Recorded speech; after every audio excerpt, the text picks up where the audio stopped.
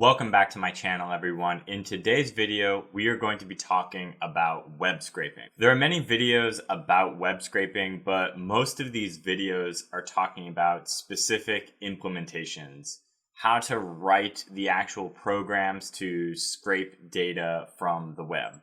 In this video, we're going to be talking more about the data model and the data that you actually want to pull from a website. So I'm going to help you think through your web scraping project and the data that you actually want to pull from the internet. There are many use cases for pulling data from the internet, and there's tremendous value in this data once you have it. There's even more value in this data if you've thought about a long-term plan for your data collection strategy.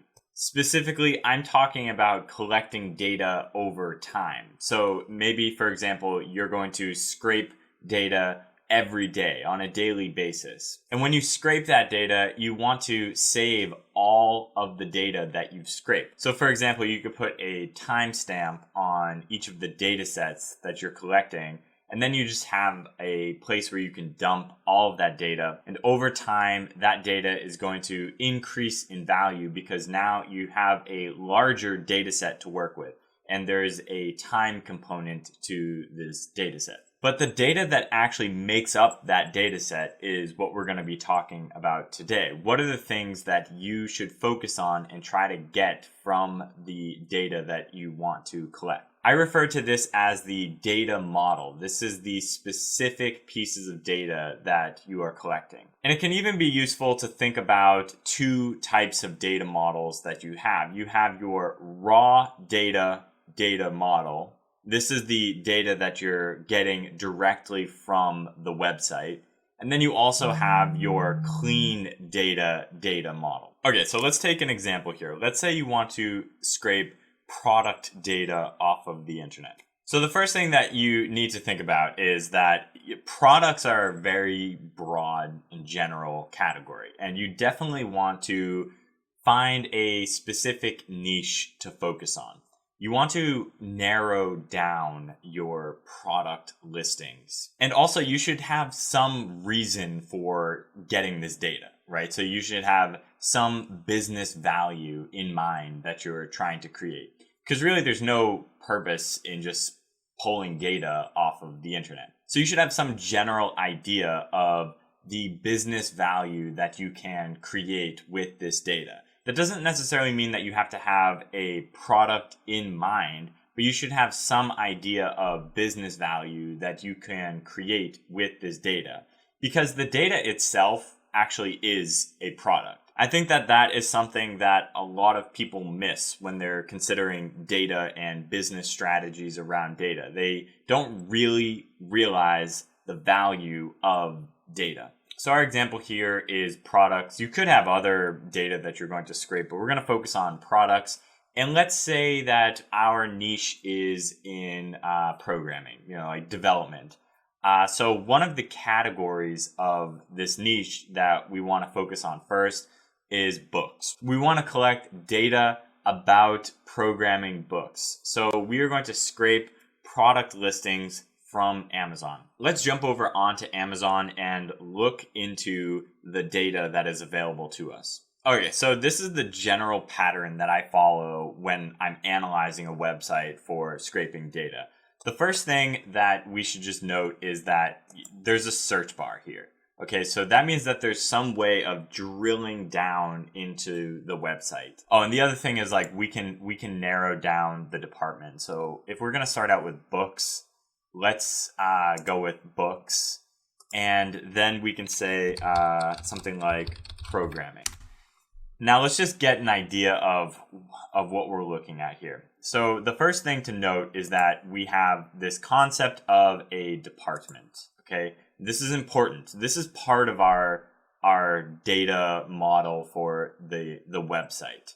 So we have a department that is books, and then we also have a search term. And we don't necessarily need to enter the search term into the search bar, because if you look up here at this URL, the search term is actually embedded in the URL. This is important because we might come up with a series of search terms that we want to search and scrape products from. Let's say we're going to get the first 500 products for each search term that we come up with, right? What we want to do is we'll just create a list of URLs. Okay. So we have maybe, let's just say 10 search terms. We want to get the first 500 products for each of those search terms. So for each of those search terms, we're going to have a separate URL. And then we're just going to go to that URL and we're going to want to scrape the data that's listed on that URL.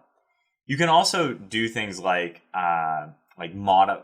filter the results even further, because over here on the left side we have some filters. So let's say we only wanted products like 4 stars and up. So if we click on this, now we only have the 4 stars and up products, and that's that information, that filter information, is also in this URL here.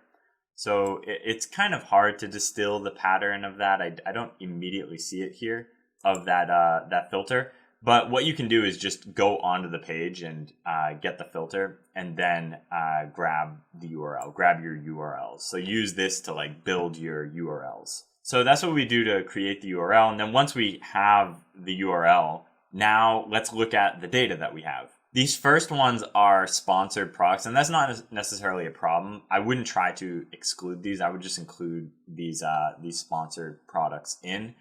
And what we need to notice here is a general pattern for the listings on the page. And this is very common, that there's usually a pattern for the data that's listed on a website page. In this case, on this page, we have each one of these products. And each one of these products have basically the same data. They have an image, title, a rating, a price.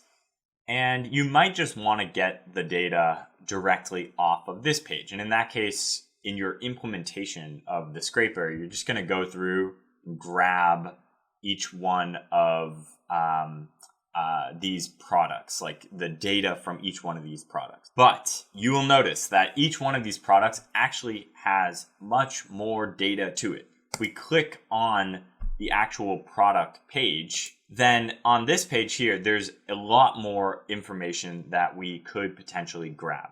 There's this whole description here. There's the different buying options, Kindle and paperback. We can actually read the reviews, see the reviews. There's much more data here. So if you are building your scraper, I don't recommend scraping on this page here. I wouldn't, if you want to get as much information from each one of these products as possible, I wouldn't scrape any of the data on this page. I would just simply use this page for the navigation to the product URL. So what I would do is just use this page here for navigation purposes. Then I would set up a scraper to click through to each one of these URLs. And on this product page, here's where I would build my data model for the raw data. And the data model is going to look something like this. You're going to have the title, the author, you're going to have the product images, you're going to have the ratings, you're going to have the description here. There's also these other selling options, which could be interesting information. If you want to build like a system that is trying to find the lowest price for each one of these products, then you're probably going to want to grab this other sellers on Amazon information. And then we can go down even further. There's so much information here. We have the product details, and the other really important thing would be the reviews, the actual text data for the reviews.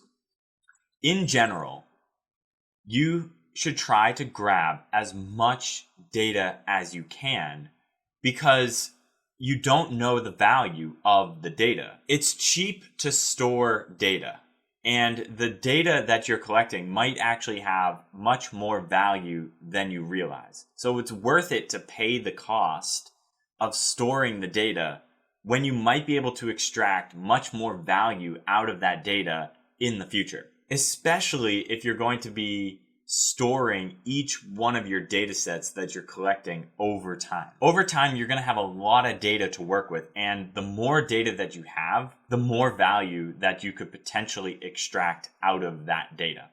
I want to say this last concept that we went over in a different way. Here is the navigation page. On each one of these navigation pages, you can drill down into each one of the products.